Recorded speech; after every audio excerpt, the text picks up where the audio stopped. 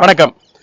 Smile சேட்டை இதுவரையிலும் ஏன் காவேரி இஷ்யூவில் எதுவுமே பேசலை, ஏதாவது ஒரு வீடியோ நாங்கள் உங்கள்கிட்ட வந்து எதிர்பார்த்தோம், இல்லை வந்து ஒரு ஸ்பெஷல் பீப் ஷோ எதிர்பார்த்தோம், இந்த மாதிரி எக்கச்சக்கமான கமெண்ட்ஸ் தொடர்ந்து வந்துகிட்டே இருந்தது. எஸ்பெஷலி இருமுகன் படத்தோட டம்பஸ் ரிவ்யூ கீழேயும் சரி, ஃபேஸ்புக்கில் நாங்கள் போடக்கூடிய போஸ்ட்டு கீழேயும் சரி, எக்கச்சக்கமான பேர் வந்து இதே விஷயங்களை சொல்லிட்டு இருந்தாங்க.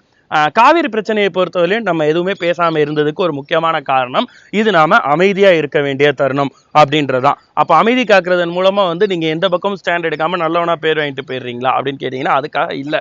இதில் பேசுறதுனால தான் பிரச்சனையே அப்படின்றத நாங்கள் உணர்ந்திருந்தோம், அதனால தான் பேசாமல் இருந்தோம். பட் இப்போ ஏன் பேசுகிறோம் அப்படின்னா இது காவேரி பிரச்சனை சம்பந்தப்பட்ட வீடியோ கிடையாது.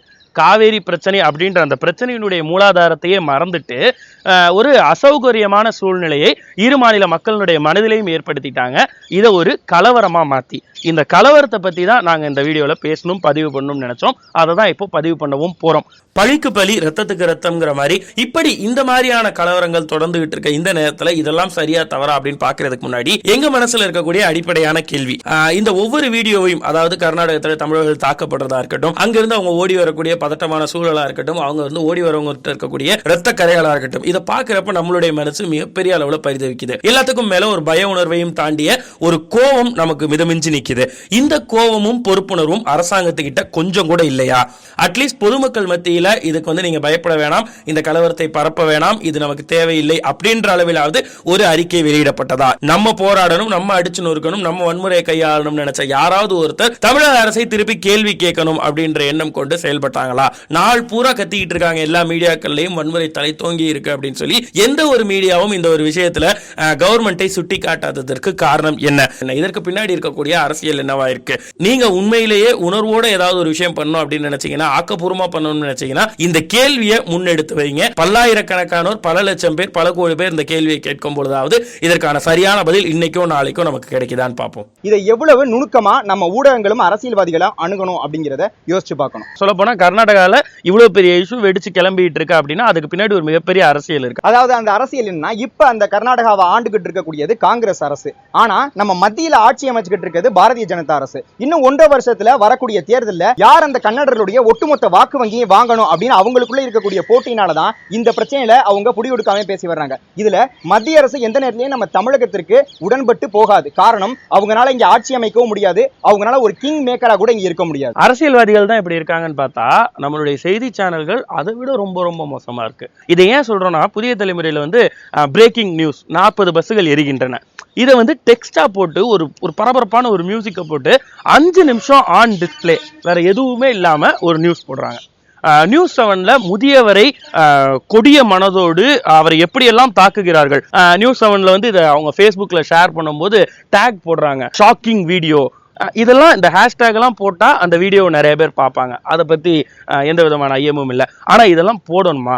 இந்த மாதிரியான ஒவ்வொரு வார்த்தை பிரயோகங்களும், இன்னைக்கு செய்தி சேனல்களில் வரக்கூடிய வார்த்தை பிரயோகங்கள் ரொம்ப கடுமையானதா இருக்கு. வெளியில நடக்கிற வன்மத்தை இன்னும் அதிக வன்மமா கூட்டி காட்டக்கூடிய ஒரு வேலையை வந்து இங்க இருக்கக்கூடிய அத்தனை தொலைக்காட்சிகளும் தொடர்ந்து பண்ணிட்டு இருக்காங்க. ஆனா நாங்க கேட்கக்கூடிய ஊடகங்கள் எப்படி இருக்கணும்னு எதிர்பார்த்தோம்னா, எல்லா இடங்கள்லையும் பதற்றம் இல்லை, மக்களுக்கு சென்னையை பொறுத்தவரையும் தமிழகத்தை பொறுத்தவரையிலும் இங்கே வந்து இயல்பு வாழ்க்கை தான் இருக்கு. தமிழகத்தில் ஏதோ ஒரு மூலையில் இந்த மாதிரியான ஒரு பிரச்சனை நடந்துச்சு, இன்னொரு மூலையில் ஒரு லாரி டிரைவர் தாக்கப்பட்டிருக்காரு, இதை தவிர்த்து வேறு பெரிய சம்பவங்கள் இங்கே நடக்கலை. அதே மாதிரி கர்நாடகாவில் இந்த ஏரியாவில் இந்த பஸ் டிப்போல இது நடந்துச்சு, இந்த எல்லை பகுதியில் மட்டும் இப்படி ஒரு பதட்டமான சூழல் இருக்கு. இப்படிப்பட்ட செய்திகளை தான் நாங்கள் எதிர்பார்த்தோமே தவிர, தமிழகமே கொழுந்து விட்டேறுகிறது, கர்நாடகமே அழிந்து விட்டது, அங்கு தமிழர்களுக்கெல்லாம் வாழ்க்கையே பிரச்சனையா இருக்கு, எல்லாரும் குழந்தைகளை கூட்டிட்டு ஓடுறாங்க, எங்க சார் கிடைச்சது இந்த நியூஸ் எல்லாம்? எங்களுக்கு இருக்கக்கூடிய அத்தனை சொந்தங்களும் உறவுகளுமே அங்கிருந்து பேசக்கூடியவங்கலாம் அப்படி ஒன்றும் பெரிய அசாதாரணமான சூழல் இங்கே இல்லைன்னு நேற்றுக்கு மத்தியானம் வரலையும் சொன்னாங்க. எப்போ நீங்க இந்த மாதிரியான நியூஸ் எல்லாம் ஃபிளாஷ் பண்ண ஆரம்பிச்சிங்களோ அதற்கப்புறம் தான் அந்த பதட்டம் அவங்களுக்குள்ள போய் ஆமா நம்ம வந்து சேஃப்டி இல்லாத ஒரு இடத்துல இருக்கோம் அப்படின்னு உணர ஆரம்பிச்சிருக்காங்க. ஸோ செய்தி சேனல்கள் ரொம்ப அடிப்படையிலேயே இந்த செய்திகளை தர்றதுல ஒரு பெரிய தவறு பண்ணிட்டாங்க அப்படின்றத நாங்க உணர்றோம். அதுதான் இங்க தெரியப்படுத்தணும் அப்படின்னு ஆசைப்பட்டோம். ஆனா இதாவது நம்ம ஊர் ஊடகங்கள் இதை எப்படி காட்சிப்படுத்தினாங்க அப்படின்ற சொன்னீங்க. தேசிய ஊடகங்கள் அடேங்கப்பா, அவங்க வந்து இதை விட ஒரு லெவல் மேலேயே போயிட்டாங்க. ஏன்னா அவங்களுக்கு எவன் எங்க அழிஞ்சா அவங்களுக்கு என்ன, அவங்களுக்கு தேவை அன்னைக்கு நியூஸ், அன்னைக்கு மார்னிங் பிரேக்கிங் ஒரு நியூஸ், ஆஃப்டர்நூன் ஒரு நியூஸ், ஈவினிங் ஒரு நியூஸ், அவ்வளவுதான். நேற்றுக்கு காலையில பிரதானமா தெரிஞ்ச காவிரி பிரச்சனை நைட்ல யாருக்குமே பிரதானமா தெரியல பிரைம் டைம்ல, அவ்வளவுதான் அவங்க நம்ம மேல காட்டுற இன்ட்ரெஸ்ட். ஆனா அவங்க கொடுத்த டேர்ம்ஸ் பார்க்கணுமே இந்த பிரச்சனைகளுக்கு. CNN IBN TV18ல ஒரு டேர்ம் கொடுக்குறாங்க, காவேரி வாட்டர் வார். இன்னொரு சேனல் என்ன NDTVலையும் வார் அப்படின்ற இந்த வாருங்கிற வார்த்தை எப்படி பயன்படுத்தினாங்கன்னு தெரியல. ஒரு போர் நடக்கிற அளவுக்கு இதை பூதாகரமா அவங்க வந்து வெளிப்படுத்தணும், அப்பதான் வந்து இந்த நியூஸ்ல ஒரு சென்சேஷன் இருக்கும். ஏற்கனவே பாத்தீங்கன்னா நேஷனல் ஊடகங்கள்லாம் இந்த மாதிரி கலவரத்தை காட்டுறப்ப அவங்க ஸ்கிரீன்லயே அங்கங்க எரிய விடுவாங்க. ஏன்னா எரிய விடுறது கொஞ்சம் கம்மியா இருக்கு மிச்ச இடங்கள்ல, நம்மளும் கொஞ்சம் எரிய விட்டு காட்டினோம்னா நல்லா இருக்கும் அப்படின்ற ரேஞ்சுக்கு. இதுல ஸ்டாக் ஃபுட்டேஜ் எல்லாம் எடுத்து வர போட்டு அப்போ இப்படி நடந்துச்சு இப்போ அப்படி நடந்துச்சுன்னு எவ்வளவுக்கு எவ்வளவு இதை பெருசாக்க முடியுமோ நேஷனல் ஊடகங்கள் அவங்களுடைய பணியை சிறப்புற செஞ்சாங்க. ஊடகங்கள் தான் இந்த மாதிரியான கருத்துக்கள் செய்திகள் எல்லாம் தந்துகிட்டு இருக்குன்னா இந்த கருத்துக்களுக்கு எல்லாம் எதிர்விளைவுகள் சமூக வலைதளங்கள்ல வந்துகிட்டு இருக்கு. இந்த சமூக வலைதளங்கள் வேற யார் கையிலும் இல்ல, இன்னைக்கு படிச்ச அறிவார்ந்த சமூகம் சொல்லப்படக்கூடிய இந்த இளைஞர்கள் மாணவர்கள் மத்தியில தான் இருக்குது. அதாவது Facebook பேஜ்ல கூட ஒரு காணொலி போடுறாங்கன்னே, கர்நாடகா வாகனத்தை அடிச்சு ஒடுக்கி அங்க இருக்கக்கூடிய ஒரு கன்னடத்தவரை போட்டு அடிச்சு காவிரி தமிழ்நாட்டுக்கு தான் அப்படின்னு சொல்ல வைக்கிறாங்க. அதுக்கு மேல என்ன கேப்ஷன் போடுறாங்கன்னா, இதை யாராவது இனவெறின்னு சொல்லி பாருங்கடா பாப்போம்னு. நான் சொல்றேன் இது இனவெறி தான். இப்போ உடனே அவங்களுடைய கேள்வி என்னவா இருக்கும் அடுத்து அப்படின்னா, அப்போ அங்க ஒரு தமிழை வச்சு 4 பேர் சேர்ந்து சுத்தி நின்று அடிச்சாங்களே, அதை பார்த்தப்போ உங்களுக்கு இது மாதிரி பதறலையா அப்படின்னு. கண்டிப்பா பதர்னுச்சு.